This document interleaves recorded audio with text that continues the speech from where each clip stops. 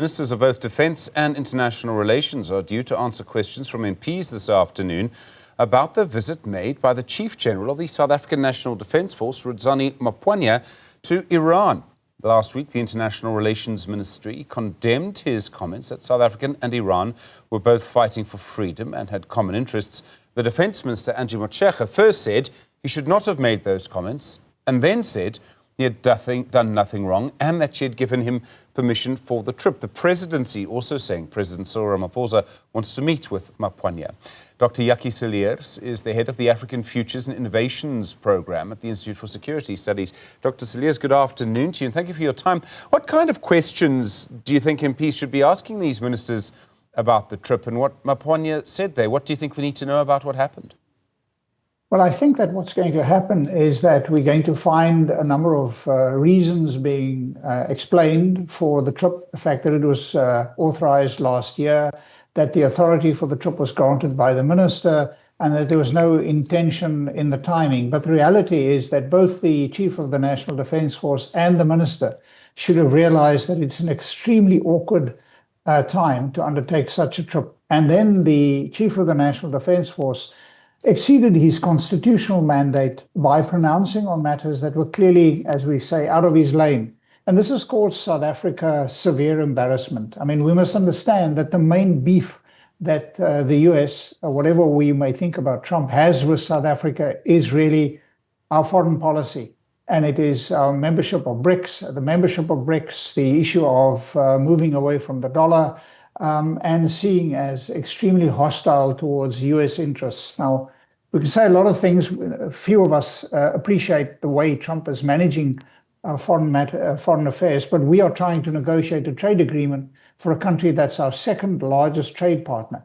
So this has significant ramifications, and I think that that needs to be laid out. But the question really is why has no immediate action been taken against the general? And I have great respect and admiration for the general and his accomplishments, but it seems a direct affront on a key national issue for South Africa, our trade relations with our second largest trading partner. I mean, there's a really important principle here about who makes and who expresses our policy. And that's not a person in uniform. It must be someone, I presume, who's democratically elected. I mean, this is vital to everything. Correct. And that's exactly the problem that we now see. I mean, I was part of the negotiations of the SANDF Code of Conduct and issues around that, and we built into the Constitution and the various legislation issues around, where should the SANDF be going in terms of participation in political issues. And pronouncements of this nature clearly oversteps the boundaries of the mandate of the chief of any military person, never mind as important as the Chief of the National Defence Force. All of that said, I would like to think that the head of our National Defence Force is able to meet with the head of another defence force. I mean, I have no doubt, despite the public relationship between the US and China, I mean, I kind of hope in a strange way that the heads of those militaries are talking to each other. Yes, they do. And there is a string of visits that you can track that the Chief of the Army, the Chief of the Navy, and the Chief of the National Defence Force have undertaken. And also the engagements with the US, with France, and with others. So there is constant engagement. But the timing of this and the pronouncement that was made gives the impression that either there was no oversight, engagement, or that it was a deliberate provocation, a sending of a message. And, there's a saying in policy that policy is not what you say, policy is what you do. And the Chief of the National Defence Force has indicated unequivocally that South Africa's sympathies lie with Iran. And this is not good when you're trying to negotiate with your second largest trading partner. I understand the US has already raised a concern in some quarter, but the fact that President Ramaphosa has not acted, is that alone, the longer that goes on, sending a signal of its own? And I can think of several things here. One, that maybe the president doesn't think it's a problem. Two, maybe he supports Maphwanya, might be interpreted in that way. Or three, which may be the worst of them all, is that the president wants to act but feels for some reason that he can't. Well, I don't think President Ramaphosa is known for acting swiftly and decisively, except, of course, when it comes to a deputy minister from the opposition party that is a member of the government of national unity. But he generally lets things roll. And of course, now, when he acts now, he's seen to be weak because he's now responding to pressure and so on. So he really, by not having acted immediately, recalling the general, he's lost any opportunity to really scrabble back from this. And I think this has, without any doubt, done South Africa. It's just added fuel to the flame of South Africa as, in actual fact, being an avid supporter of an anti-American group. And aligning yourself and being close to Russia, with which the US is engaging, is one thing. But Iran, it's as bad as you can get. You suggested earlier that General Maphwanya has many other accomplishments. At the moment, I think if we just look at some of the things in the public domain, the impression that is given to people who are not experts in the military, and I'm not, might be slightly different. I mean, as a journalist, I have huge concerns about the murder of the Hawks investigator, Frans Matipa. Yes. 8 members of an SANDF Special Forces Squad are now on trial. And from what I understand, the SANDF is paying for their defense. Now, there can be no legal reason for a soldier to kill someone, which means that it's really an employer who is paying for the defense of someone who they must believe is innocent. And I don't know if my employers would pay if I were in that position. I mean, are there other questions around Maphwanya?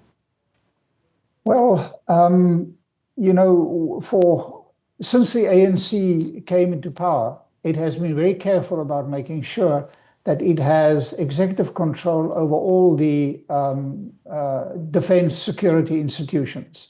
But what is emerging steadily but surely is that there are members within the SANDF who have played a particular political role. I'm thinking of the former chief of military intelligence, who even went as far as establishing an own political party, Mojo Matau.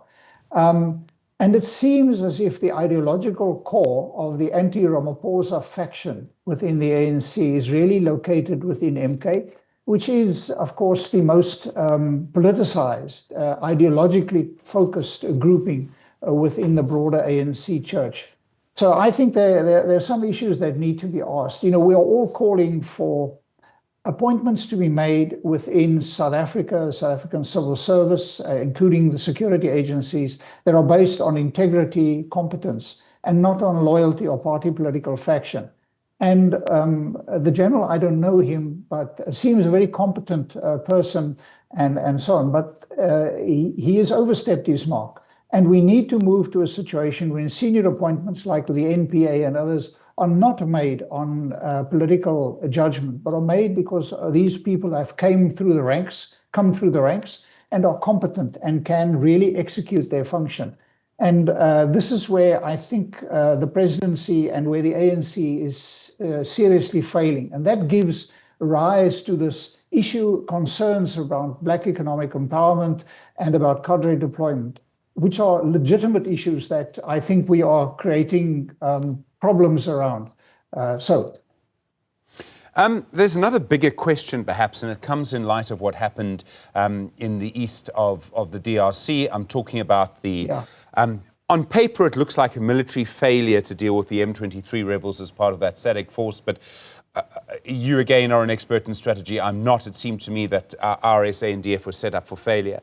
But what I'm trying to get to is, do we need to maybe sit down and kind of almost start again? What do we need an SANDF for? And I'd say we need it for several things. To protect our borders, to be able to rescue people when they need to. Someone needs to manage Air Force helicopters, Navy helicopters, whatever it is.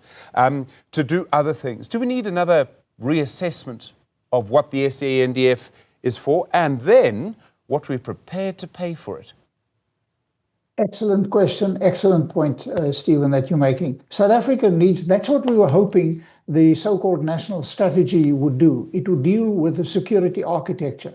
For example, we established a border management agency without any public engagement or discussion of the costs and the implications, and against, I should add, the advice of the SANDF, SAPS, and revenue services. We have no idea where we are going, yet we continue to reduce the size and the competence and the equipment of the SANDF to the extent that it is no more it's an employment agency. We cannot perform our peacekeeping duties into Africa. We cannot support the police. We cannot do our border security. We really need to have exactly that conversation that you're referring to. What is the role and function? And then once we have had that, we must train, equip, and fund our structures for that. So big issue that you're raising is something that we have written about often. But what is happening, for example, if you go back to the 2 defense reviews that have been done, it is that we prepare and we imagine a military that is going to defend us against external attack. There's no conventional threat against South Africa. Instead of deciding what are they supposed to actually do and then fund and train them for those roles. And you gave a list of the important roles that the SANDF still has and should perform. The other aspect about all of this, Dr. Jakkie Cilliers, is, as I understand it, I think General Maphwanya is in that position for just another 4 months. He's due to retire. Yeah. I mean, firstly, would it make sense to act against him now? But then I also wonder if maybe he feels he's getting towards the end. He has a few political comments he wants to make. Could that have been a factor in his behavior in Iran? One doesn't know. I don't know the general. Nobody knows what is really behind that. But he must have known what the political implications of his statements are. It is showing the middle finger at the US, and this is really a problem for South Africa.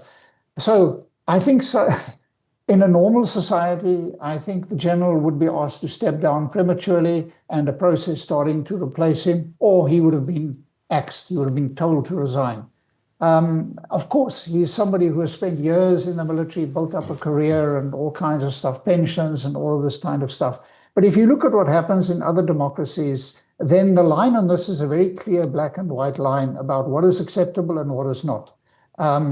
And various US presidents have fired people for significantly less than is this instance. It's really been a huge problem, I think, for South Africa.